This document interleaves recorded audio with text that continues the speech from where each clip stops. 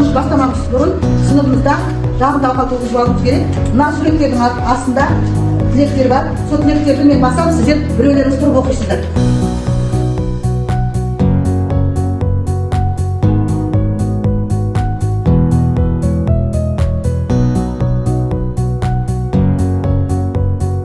Химия смайлик астында топтырмен бар.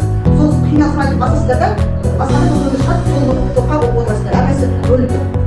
Кім шығады?